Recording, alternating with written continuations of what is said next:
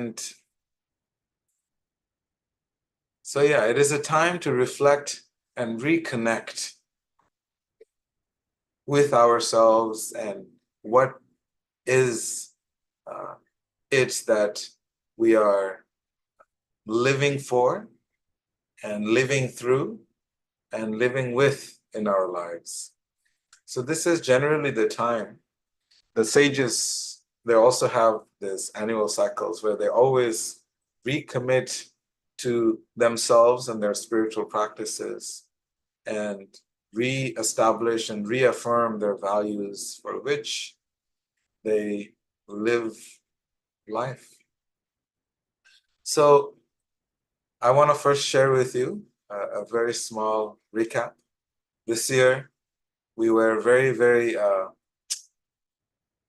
fortunate that we had almost about 50 Sangha members. We traveled, for those of you, the word Sangha means a community. Community that is united in heart-to-heart loving spiritual connections. That's what Sangha means. Sangha means a bond. So about 50 of us really had an incredible bonding experience in powerful spiritual sacred spaces in India. We bonded so deeply and with each other and also with our own personal practices and our personal emotions and our hearts and minds. Many had struggles not going to India, but coming back from India. And that is something we discussed on yesterday's French call. So I'll just briefly touch on it. It was the transformation that happens when your personal, physical, and spiritual energy is different from the energy vortexes that we visit. The charging stations. When your battery is depleted and you go to a charging station, the battery gets charged. During that process, because we're not machines, there is an emotional turmoil that happens in our lives because we're still trying to absorb the beautiful experiences we have had, the amazing relationships that we have built, and then we go to our countries and somehow that is also taken apart.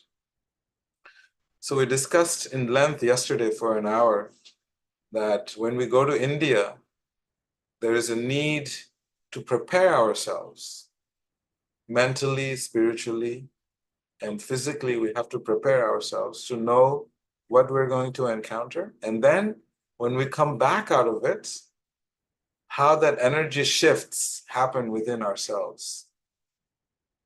Many people get sick when they come back. Many are more confused than ever before. Some are wondering, is this for me? Some are wondering, I love it. And some give up really toxic habits that they had nurtured for many years in their lives. So these are some of the transformations that happen just by visiting the places of pilgrimage.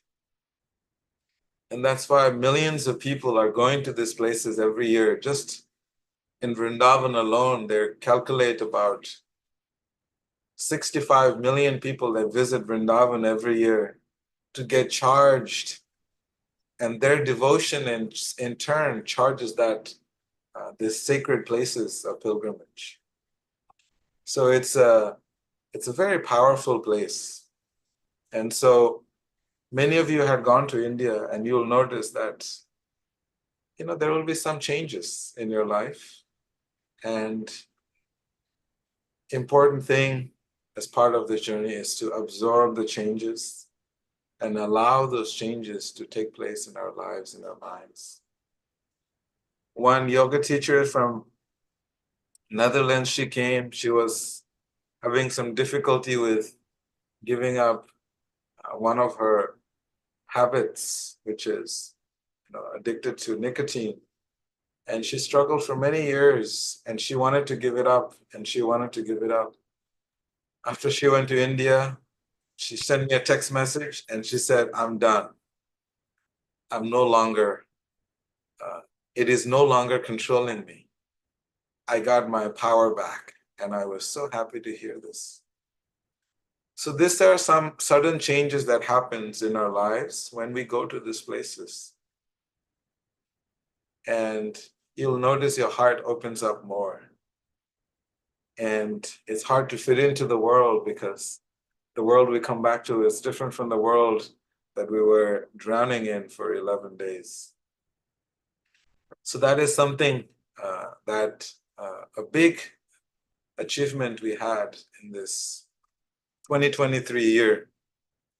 So I want to share with you some of my reflections for this year, and then hopefully it might also help to use, that you could use as a tool to also meditate on your lives and recalibrate and see how to recommit to our spiritual journeys and to our spiritual hearts.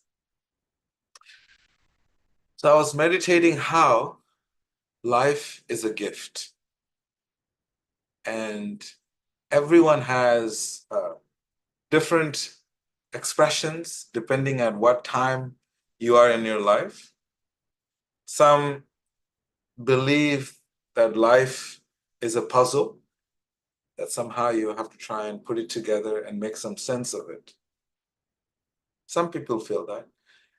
Some who are in difficult situations feel that life is like a minefield, that every time you take a step, something's going to explode in your life. And you know, we may have these experiences at some point. Some it lasts a long time and others less. In our youth, we feel that, you know, life is a party. We just keep going and never stop. And so that also is a phase sometimes we go through, and we look at life as though it's just a party. And then sometimes when it takes a toll on our body, we start to realize that after all, life is maybe not just a party, but also a battle that we have to fight because, you know, residing in this body is not just you, but there's 33 trillion different cells, and they're all coexisting in this body. And there's a lot of wars that are happening within this body. And that's what old age is. When the war inside of this body, this beautiful body that we all are gifted with, you know, sometimes some cells win and the others lose, and then you start to see the symptoms. You'll start to lose your eyesight, and, you know, the skin starts to change the texture. And so our life is continuously changing, and our perspective on life is constantly shifting. So from party, it becomes to a battle. And when we start to go to work and get into this corporate life, then we start to think that it's a race, and we need to keep making sure that whatever it takes, we are ahead in the race so that no one gets ahead of us. And if someone tries to get ahead of us, we need to see how we can pull them down so we can get ahead of them. So we have different ways that we view our life. And then there's when we start to face difficulties, sometimes we think that life is a test, that it is a continuous test. Like, I am tired of this test. Can I please get some relief? So, and when we don't get relief, then we start to think how life is unfair. So at every different phases and stages in our lives, depending on where we are, we look at life differently. So I know yesterday someone called me and was telling me how life was so unfair, so unfair. Why is it that I'm constantly struggling? When do I get a break? Is there anything fair in this world? And, I very patiently listened to him. And I just asked, uh, you know, what is fair in this world?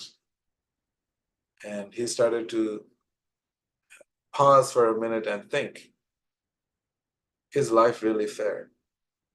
So the point that I'm making here is that at every junction in our life, based on the lens we look at life with, we will have different labeling systems that we will put on life. And so this principle that we're discussing today, how life is a gift, is something I meditate on for quite some time. And when we look at the cycle of life, there is 8,400,000 species of life that is described in the wisdom texts. And out of that, the human form is one such, the one that we have is one such. So imagine how rare this human form of life is. The sages explain Durlabha Manushya Janma. That means that this human form of life is extremely rare. And that some sages explain it is the most prestigious, precious gift that we have been given by life itself. Divine life gives us this life, and therefore, the sages are explaining how important it is to connect to our current life, to the divine life, because we are connected and we are created from the divine to be connected to the divine through a process which is also divine. And that process, the divine process, is the process of bhakti, which is pure, transcendental, unconditional, eternal spiritual love. So this is what the sages are saying. This is why life is an incredible gift. That it is explained that it is priceless. You can put no value to this life that we have. So then the sages ask the same question. So what are we doing with it? What are we doing with the most precious gift that has been given to us? Precious diamonds that is priceless. You could never sell it for anything in the world. There's nothing in the world that you could put on one side of the scale and put this beautiful divine life that we have. It never adds up. It doesn't add up. So that's why the sages are explaining to us that one of the most profound way to the path of enlightenment is to realize what this gift is, what this life is. So the purpose of life is to find purpose in our lives. And through this purpose, we will start to realize how everything in this world is a beautiful gift that is given to us by our divine creator. And all these gifts that is given to us is simply to reconnect to the most priceless gift, which is our eternal relationship, in this loving relationship with the divine. I was meditating in India. We were all drinking this bottled waters. And there was very clear advisory in our group that please don't drink the tap water or water in the streets. Please drink bottled water. so that you can prevent yourself from getting sick.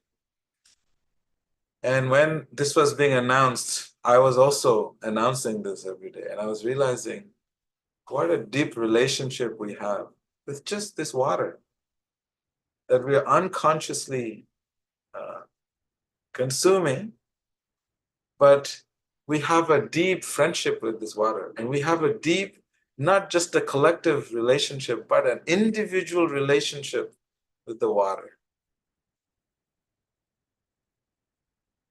So there's 5 elements that this universe is created out of. We have an individual, undivided personal relationship with each and every one of these elements. And I realized one day I was so thirsty, and I didn't have a water bottle with me, and we didn't have access to water.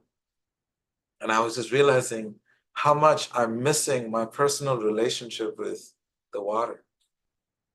And how, when the relationship with the water was not closely connected, how my body suffers, how my mind suffers, and how much I struggle. My mind was constantly thinking of drinking water, drink water to connect with it.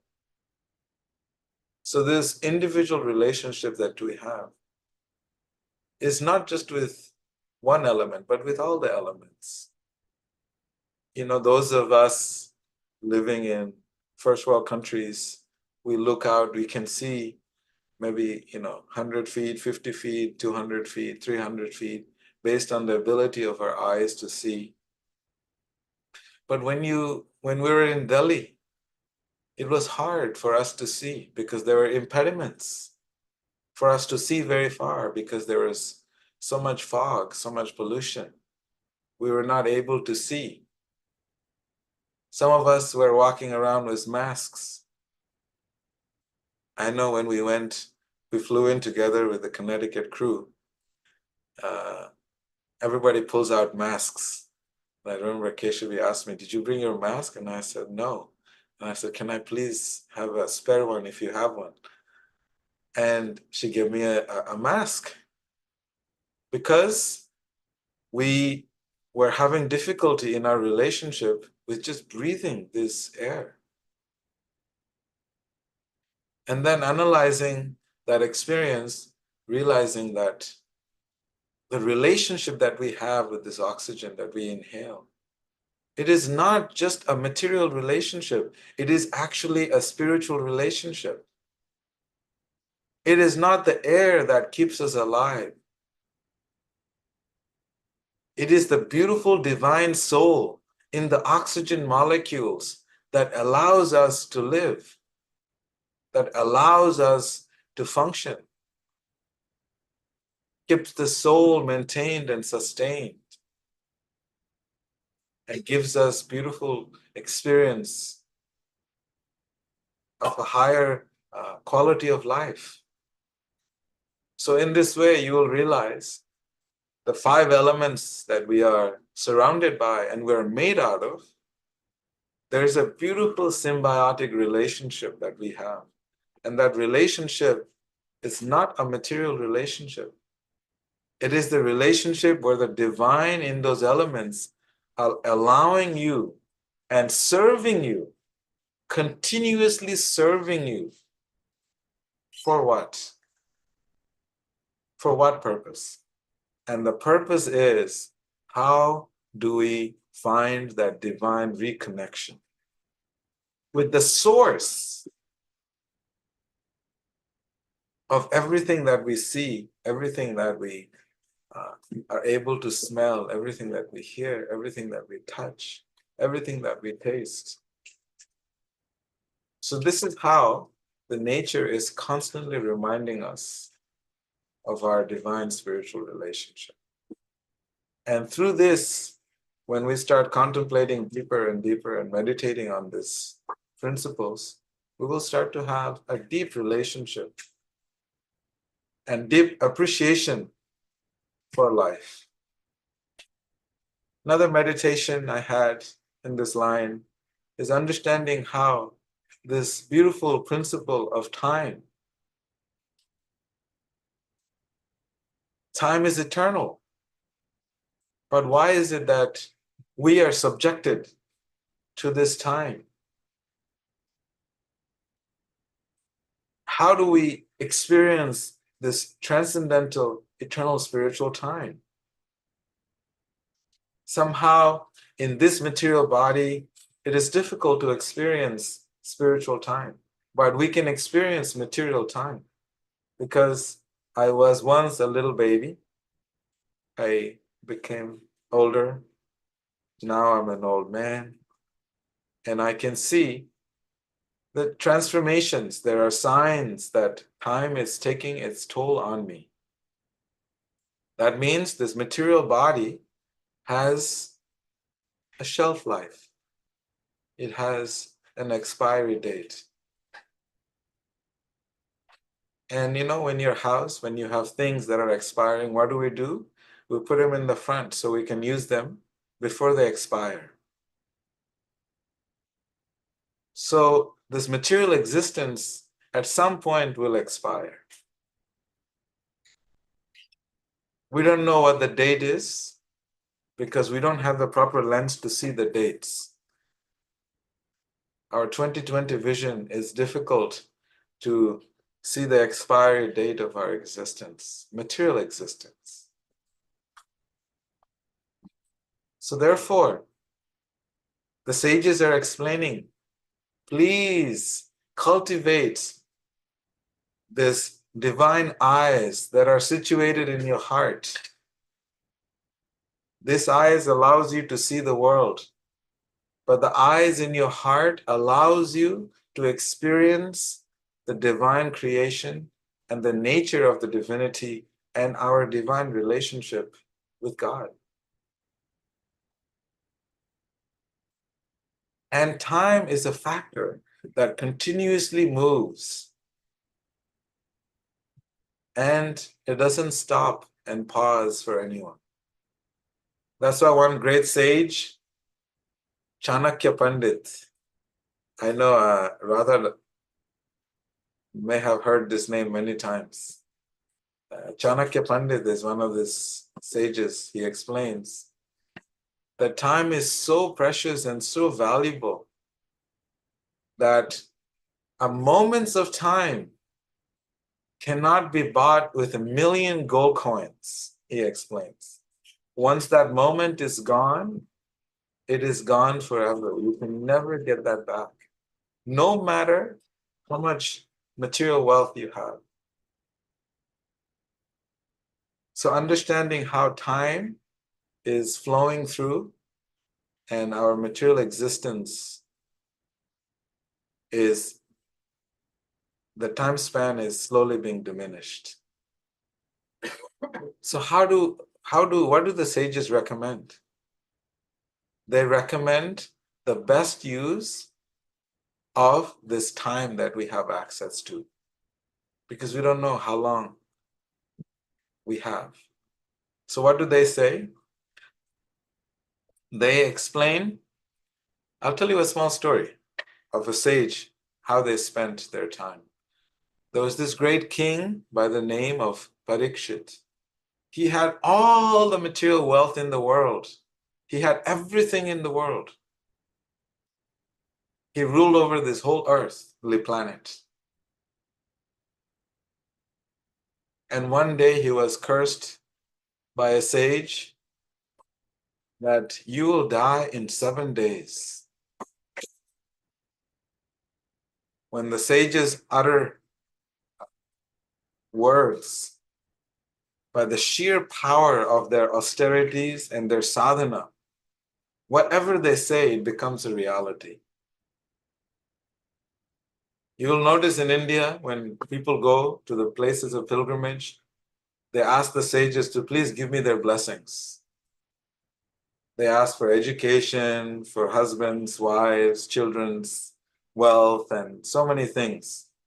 And the sages, they just wish them well, and their lives and positive things in their life manifest, material things. Because the power of the sages, when we do our sadhana, when we do our tapasya, this explain austerities, then that creates an energetic force within yourself that you can manifest any realities in the world. That's why we also emphasize a lot on the sadhana. We'll come back to it in a minute. So this sage, by the sheer power of his austerities and penances, so rigorous, when he told this king that you have 7 days, and after these 7 days, you will cease to exist. This king immediately became very reflective, and he took a very deep dive into his heart. And what he found deep in his heart was the need to prepare his consciousness to go to the highest possible realm available in the entire creation. So he traveled around for 7 days, and he was looking for a teacher. And finally, when he reached the bank of the Ganges River, he saw thousands of sages meditating on the bank of the river. And he saw this beautiful young sage glowing radiance. He approached this 16-year-old sage. My dear sage, please tell me the purpose of life. And when he approached the sage for 16 years, he had not uttered a single word. He was only 16 years old, and he did not utter a single word because he did not want to waste his breath. Every breath must be utilized properly. You know, in this world, we have to see how to build others. We have to lift others up, not push them, not pull them, but continuously see how to lift other people in the world. So this sage, 16 years old, the sheer existence on this planet, he was lifting people up. And when this great king, emperor of the world, approached this young sage and he asked him this question, and he was so touched by the question that was asked. What is the purpose of life? Then he realized, this is the time for me to open my mouth. And he shared his heart with this king for 7 days and 7 nights. But on one condition, and the condition was that the king had to agree for 7 days and 7 nights, no eating, no sleeping, sitting in the same position, just to hear on the bank of the Ganga, to completely bathe the king in the divine knowledge and the energy that was transplanted from his heart into the heart of this great king, whereby the king was completely transformed. And on the 7th day, as per the curse, this flying snake came and he bit the king, and the king left this world. As soon as king left the world, the divine angels from the spiritual world came in a beautiful flower airplane, picked him up, and took him to the spiritual world. So this is a story that we find in the Puranas called the Bhagavad Purana. And so the sages explain the best use of time is to use the time that we have now to reflect on it. What is it that we're doing with our time? How are we investing this most precious gift that we have? How are we investing our time? What are we doing to find the depths of this divine love that is deeply seated in our hearts? And the sages explain that as well. They explain very clearly. Seated in the innermost chambers of the heart is this divine couple is called Shyama Sundaram, the divine masculine and the divine feminine personification, both the personification of that transcendental, pure, unconditional, eternal spiritual love. And that love is there in our hearts, and we all have access to it.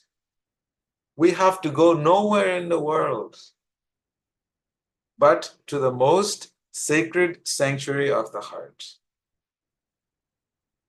And that is also there, explained in the yoga text as the place known as Vrindavan or Goloka Vrindavan, the beautiful forest of transcendental love. So this is what the sages are explaining, that we have to see how to cultivate our life in such a way by optimizing the use of our time to have access to the spiritual love in our hearts. And the purpose of life is to understand the value of life. And the value of life is understood by sincere, humble inquiry.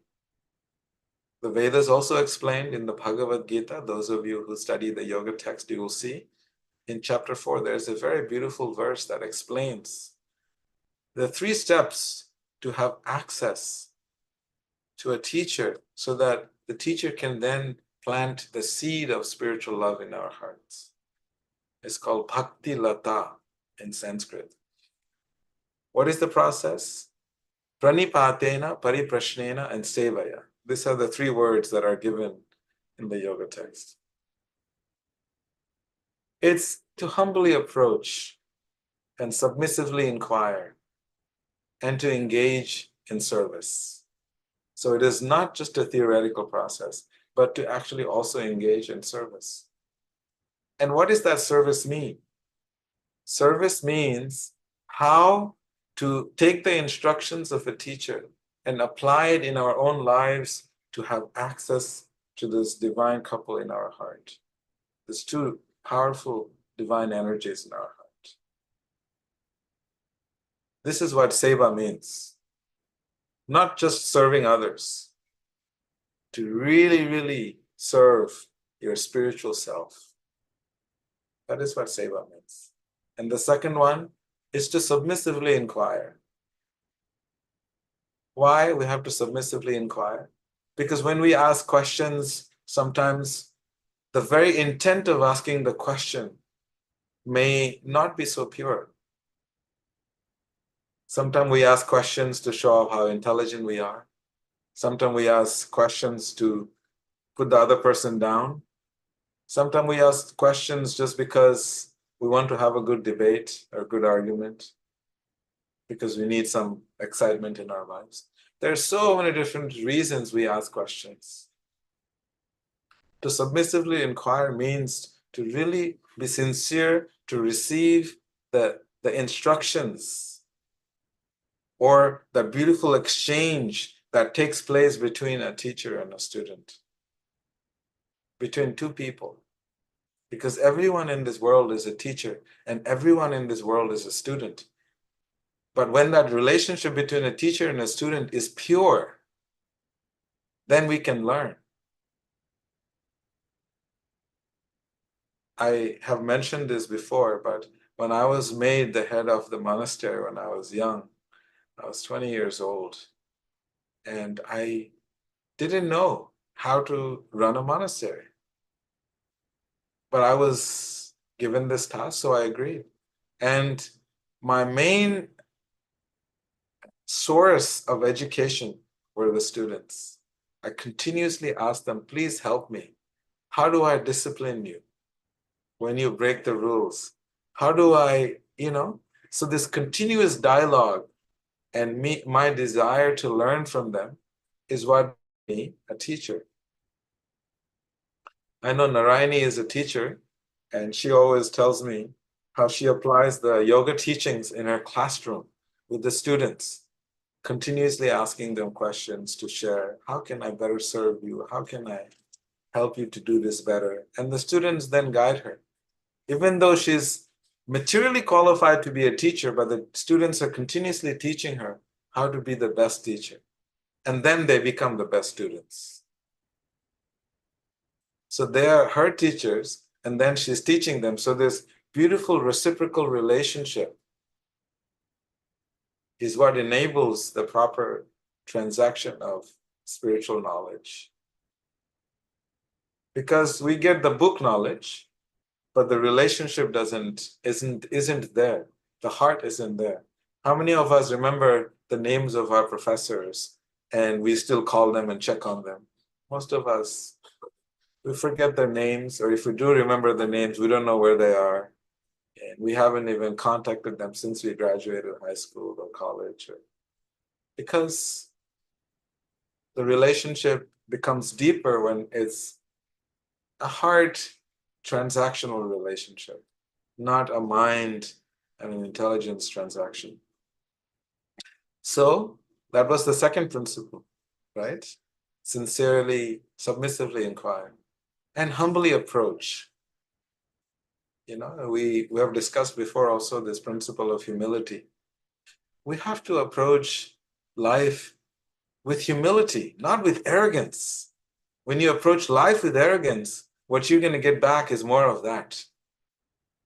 And the relationship is going to become very harsh and difficult and very treacherous if we approach life with so much harshness.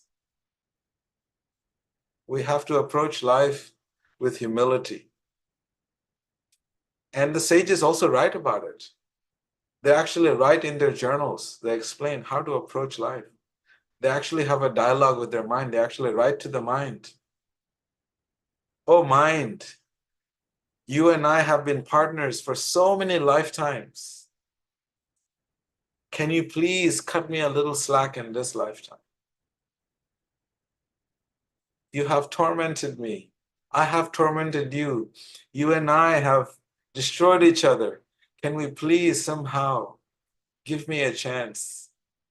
I want to cultivate my spiritual life. Please give me a chance.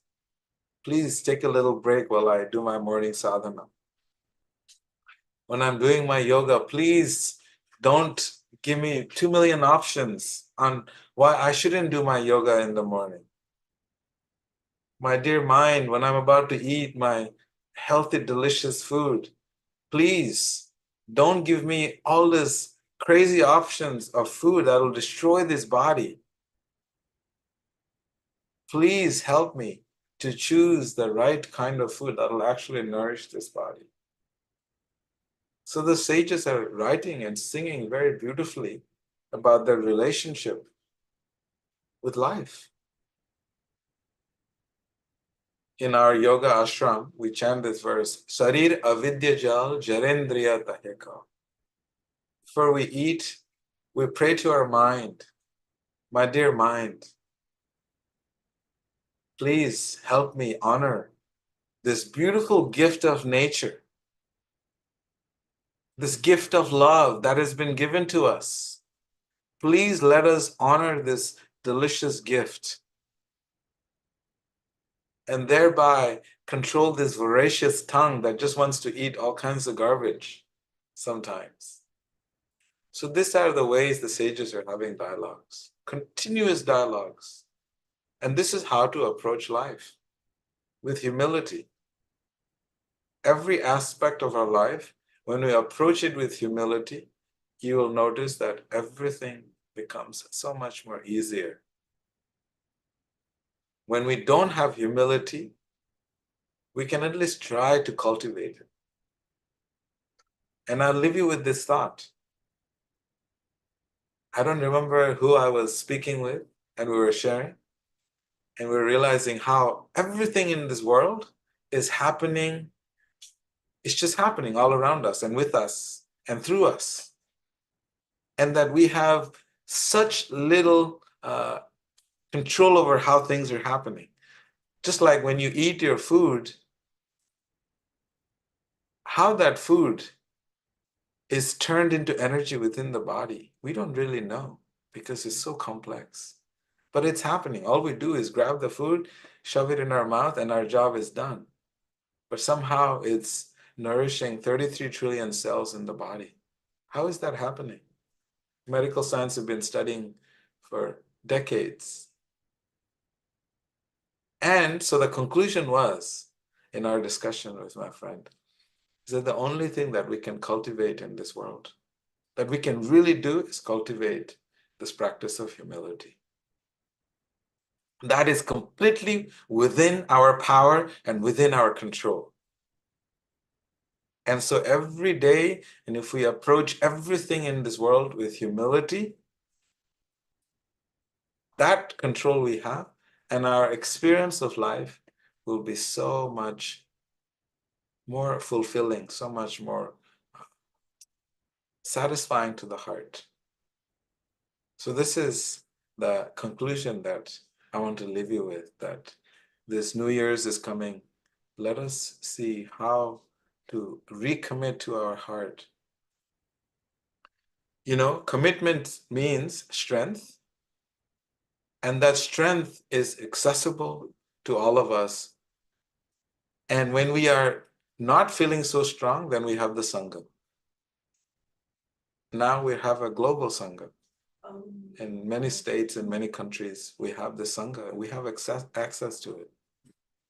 So therefore, step one is that New Year's, we have to see how to recommit to ourselves, recommit to our heart and our spiritual journeys. And when we make that commitment, the strength within will enable us to hold on to that commitment. And if by chance the mind takes over and we are not feeling so strong, then we always have the Sangha. That will always keep us strong and lift us up and pull us up and hold us up. Sometimes I feel that lifting someone takes more effort. Sometimes, pushing someone forward takes more effort. But lifting, it's actually more easier. So we have to see how to lift everyone up in our Sangha. And that is why it is so vital for us to continue our Sangha every weekend, no matter what. We just see each other and connect with each other's hearts. So thank you so much. My official rant is over. Thank you for tolerating me. I'm so grateful to be with all of you. We have 5 minutes. Anybody wants to share a reflection, or if there is a question?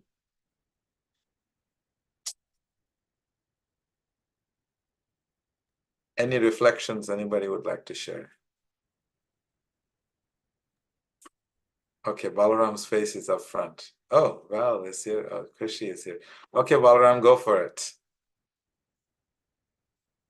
I was so happy when you said there's a global Sangha. It's amazing. I'm so happy. And I feel it. I've been talking with Durga Devi, as she calls me sometimes, and we have like such uplifting conversations. It really, like just through the India pilgrimage, I feel like we created these beautiful relationships, and then we all went home, and I was worried that I wouldn't be able to stay connected with everybody. And yeah, it's just these calls. I just started coming on these calls, and it's really nice to see everybody, and I want to continue it. Thank you, Balaram. Okay, we had Kushita wanted to share something. Thank you so much for this uplifting soul moment. I'm gonna echo Balaram's words. I come in stages, but this space has always been there. And despite of time and space, it just does something to my spirit. And as those that know me, this space has been a place that has risen me from the dead multiple times. So for those that are new and I didn't have the pleasure to meet you, it's such an honor to have this space with all of you. And thank you for the reminder of this Sangha community that I lost track, but at least since I found Veda, it's going to be 8 years actually, once I made that call to place that Indian food, and the rest is history. I just want to say thank you for creating this moment that just re-energized me from head to toe, and I needed it like more than words can say. I love you all, and thank you, Veda. Thank you, everyone, for being here. I can't wait to hug you in Atlanta. Yes, very soon. Thank you so much. Okay, Keshavi wanted to share something. I saw her leaning forward towards the camera. I was just hoping that you could summarize very briefly, like the three. I think you said there were 3 points that we could focus on for the New Year's resolution. Because maybe I was doing too much at the same time, but I got a little lost on the 3 exact points. I give a lot of 3 points. I think I give 3 points. One was about the principle of having a connection, which is how to do it. And the best way to do it is pranipatena, pariprashnena, and sevaya. These are the 3 principles. Humbly approach, sincerely inquire, and to render service. Don't just sit with the knowledge that you have, but actually apply that knowledge to yourself. How do you access the beauty that you have in your heart? You have to do something about it. Otherwise, it's just remaining dormant in there. So that's the 3 things we shared. And then I also mentioned that New Year's resolution means that we have to reevaluate, recommit, and the Sangha. Because you'll notice that when you go through 1 year, you have had many relationships in that 1 year. Some people have been gone. Some people have left, no longer with you, meaning like they leave this planet. And so there's so much changes that happen in your life. And those lessons, we have to extract the essence from that and to see how to reevaluate. That is very important, to reevaluate your year and then recommit to yourself. So reevaluate, recommit, and the Sangha, the association. So those are the other 3. I don't know, did I mention some more 3? There was another 3 that I mentioned. I just don't remember it. As most of you know, yes, Seva, Sangha, and Sadhana. Thank you, Narayani. Those are our go-to all the time. So, any housekeeping announcements? Anything happening? Nitai, Keshavi? Yes, approach life with humility, correct. Thank you, Laurence. Yes. Okay, any announcements, Nitai, Keshavi? I was just going to say we created a community on WhatsApp for everybody, and we're still evaluating it. So bear with us as we try to make it work to group all of the local sanghas together into the one global one. Okay. Nitai, any announcements? Nitai would like to say, please follow the social. Sorry, Nitai, were you going to say that? No, yeah, the same thing. You can follow the social media.